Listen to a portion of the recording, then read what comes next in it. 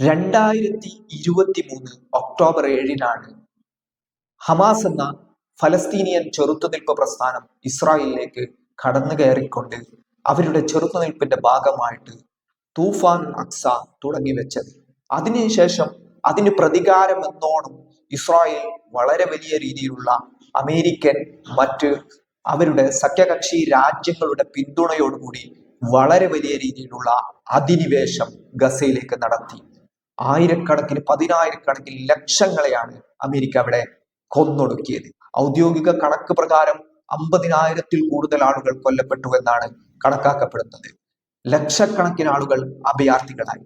ഇന്ന് വാസയോഗ്യമായ സ്ഥലങ്ങൾ അവിടെ ഇല്ലാത്ത ഒരു സാഹചര്യം ഗസയിൽ സൃഷ്ടിക്കപ്പെട്ടു.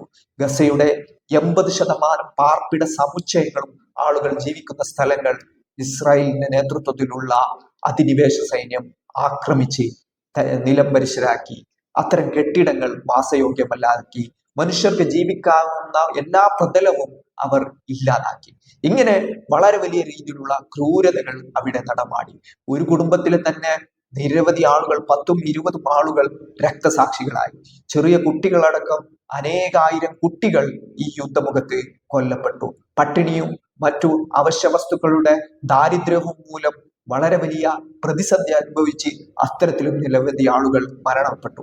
ഇങ്ങനെ എല്ലാ രീതിയിലുള്ള ആക്രമണങ്ങൾ ഇസ്രായേൽ നടത്തി, എല്ലാ രീതിയിലുള്ള ഉപരോധങ്ങൾ നടത്തി ഗസയെ ചാമ്പലാക്കിക്കൊണ്ടുള്ള യുദ്ധവിമാനങ്ങൾ കൊണ്ടുള്ള തീതുപ്പലുകളാണ് സിവിലിയൻസിന് നേരെ ഇസ്രായേൽ നടത്തിയത്.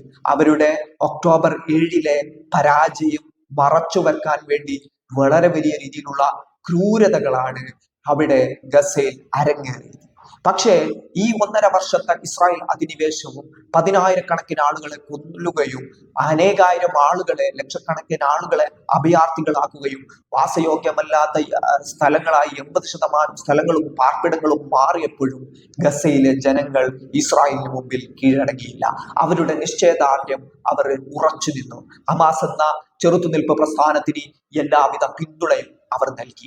അങ്ങനെ അത്തരത്തിലുള്ള കാഴ്ചകളാണ് ഇപ്പോൾ ഗസയിൽ നിന്നും കണ്ടുകൊണ്ടിരിക്കുന്നത്. അതായത് 1.5 വർഷത്തെ എല്ലാവിധ ആക്രമണങ്ങളും അതിക്രമണങ്ങളും രക്തരൂക്ഷിതമായ വലിയ രീതിയിലുള്ള ബോംബുകൾ അടക്കം വർഷിച്ചുകൊണ്ടുള്ള ആക്രമണങ്ങൾ കഴിഞ്ഞപ്പോഴും ഗസ അതിജീവിക്കുകയാണ്, പുഞ്ചിരിക്കുകയാണ്. ഈ റമദാൻ കൂടി മറ്റൊരു സാക്ഷ്യപ്പെടുത്തൽ കൂടി അവിടെ വ്യക്തമാക്കുന്നുണ്ട്. ചില വീഡിയോ ദൃശ്യങ്ങൾ ഇന്നലെ കഴിഞ്ഞ ദിവസം പുറത്തു വന്നിരുന്നു. ആ വീഡിയോ ദൃശ്യങ്ങൾ കണ്ടാൽ നമുക്ക് നമ്മുടെ ആ ഒരു സമൂഹത്തിന്റെ നിശ്ചയദാർഢ്യത്തിന്റെ അളവുകോൽ മനസ്സിലാക്കാൻ കഴിയും. അവിടെ ഒരു റമദാൻ അവർ വരവേൽക്കാൻ നോമ്പിന് 1-ന് തന്നെ പൊളിക്കപ്പെട്ട, തകർക്കപ്പെട്ട കെട്ടിടങ്ങൾക്കിടയിൽ കൃത്യമായിട്ട് അവർ നോമ്പ് ഇഫ്താറിനുള്ള ഒരുക്കങ്ങൾ നടത്തുന്നു. അവിടുത്തെ ജനത എല്ലാ രീതിയിലും തങ്ങളുടെ എല്ലാ നഷ്ടങ്ങൾക്കിടയിലും ഈ ഒരു റമദാനെയും തങ്ങളുടെ വിശ്വാസങ്ങളെയും വരവേൽക്കാൻ വേണ്ടി അവർ അവിടെ തങ്ങളുടേതായ പരിമിതികൾക്കുള്ളിൽ തന്നെ അവിടുത്തെ എല്ലാവരെയും ഒന്നിച്ചു നിർത്തിക്കൊണ്ടുള്ള ഒരു കാര്യമാണ് അവിടെ നടത്തിയിരിക്കുന്നത്. അത്തരം ദൃശ്യങ്ങളാണ് കഴിഞ്ഞ ദിവസം പുറത്തു വന്നത്.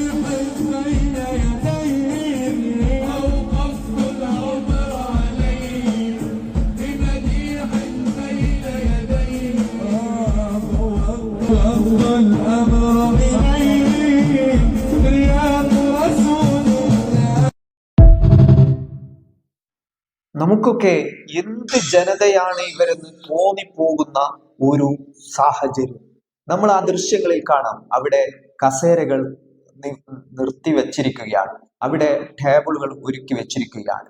അതിനിടയിൽ അവിടുത്തെ ജനങ്ങൾ അവരുടെ പാട്ടുകൾ പാടുന്നുണ്ട്. അവിടെ അവരുടെ ചെറുത്തുനിൽപ്പിന്റെ ഗാനങ്ങളാണ് അവിടെ അവർ പാടുന്നുള്ളത്. അതുകൊണ്ട് തന്നെ നമുക്കതിന്റെ ചുറ്റും നമുക്ക് നോക്കിയാൽ കാണാവുന്നത് ഒരു തരത്തിലും വാസയോഗ്യമല്ലാത്ത ബിൽഡിങ്ങുകളാണ്. ഇസ്രായേലിന്റെ ആക്രമണങ്ങളിൽ തകർക്കപ്പെട്ട, നശിപ്പിക്കപ്പെട്ട എല്ലാ പാർപ്പിട സമുച്ചയങ്ങൾക്കിടയിൽ, ബിൽഡിങ്ങുകൾക്കിടയിൽ അവർ അവരുടെ തങ്ങളുടെ ഒന്നാമത്തെ നോമ്പിനെ വരവേൽക്കാൻ, ഇഫ്താറിനെ വരവേൽക്കാൻ അവർ തയ്യാറായിരിക്കുകയാണ്. അവർ ഒരു തരത്തിലും നിരാശപ്പെടുന്നില്ല, ഒരു തരത്തിലുള്ള വേദനകളും അവർ പ്രകടിപ്പിക്കുന്നില്ല. പകരം തങ്ങൾക്കുണ്ടാവുന്ന അനുഗ്രഹങ്ങൾ മാത്രം മനസ്സിലാക്കിക്കൊണ്ട് തങ്ങൾക്ക് കിട്ടിയ അനുഗ്രഹങ്ങളെ അവർ ഇപ്പോഴും ആഘോഷിക്കുകയാണ്. ചെറിയതായ രീതിയിൽ അവിടുത്തെ എല്ലാ ജനവിഭാഗത്തെയും അവിടെ ഒന്നിച്ചുകൂടി കൂടെ നിർത്തിയിരിക്കുന്നു. അങ്ങനെ അവിടെ ലോകത്തിൽ തന്നെ ഏറ്റവും മികച്ച ഇഫ്താർ എന്ന് വിളിക്കാവുന്ന ഒരു ഇഫ്താർ സംഗമമാണ് ഈ ഒരു റമദാനിൽ ഗസയിൽ നമ്മൾ കണ്ടുകൊണ്ടിരിക്കുന്നത്. ഇത്തരം ദൃശ്യങ്ങൾ ഇന്ന് ലോകത്തിന് മുമ്പിൽ ചില കാര്യങ്ങൾ വിളിച്ചു പറയുന്നുണ്ട്. ഈ ഒരു ജനതയെ, ഈ ഒരു നിശ്ചയദാർഢ്യമുള്ള ഒരു സമൂഹത്തെ ഒരിക്കലും ഇസ്രായേലിന്റെയും അമേരിക്കന്റെയും വലിയ രീതിയിലുള്ള ആയുധങ്ങൾക്കും ബോംബ് വർഷങ്ങൾക്കും അല്ലെങ്കിൽ പീഡനങ്ങൾ കൊണ്ടൊന്നും ഇല്ലാതാക്കാൻ കഴിയില്ല. അതിനേക്കാൾ ഉയരത്തിലാണ് ഗസയിലുള്ള, ഫലസ്തീനിലുള്ള ജനതയുടെ നിശ്ചയദാർഢ്യം എന്നുള്ളത്.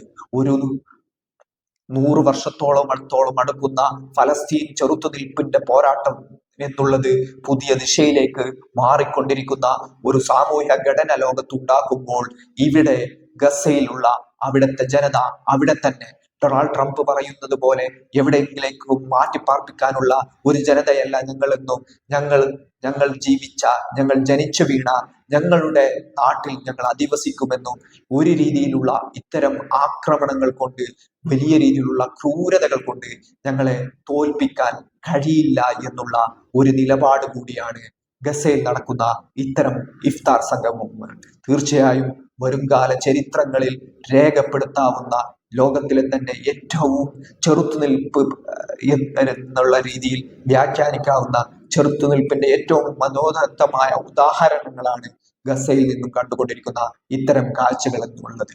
അതുകൊണ്ട് തന്നെ ലോകത്തിലുള്ള മുഴുവൻ ജനതയും ഇസ്രായേലി ക്രൂരതകൾക്ക് മുമ്പിൽ വിറങ്ങലിച്ച് നിൽക്കുമ്പോഴും അവിടുത്തെ ഗസയിലുള്ള ജനത, ഫലസ്തീനിയൻ ജനത അവരുടെ അഭിമാനം നിർത്തിക്കൊണ്ട് തന്നെ പറയുന്നു, ഞങ്ങൾ കീഴടങ്ങില്ല, ഞങ്ങളുടെ ചെറുത്തുനിൽപ്പുകൾ തുടരുമെന്ന് തന്നെയാണ്. ഞങ്ങൾക്ക് പരിമിതമായ അളവിൽ പോലും കിട്ടുന്ന ഞങ്ങളുടെ സൗകര്യങ്ങളിൽ ഞങ്ങൾ സംതൃപ്തരാണ്. അത് മാത്രം മതി ഞങ്ങൾക്ക് ഞങ്ങളുടെ ജീവിതം ആഘോഷമാക്കാൻ.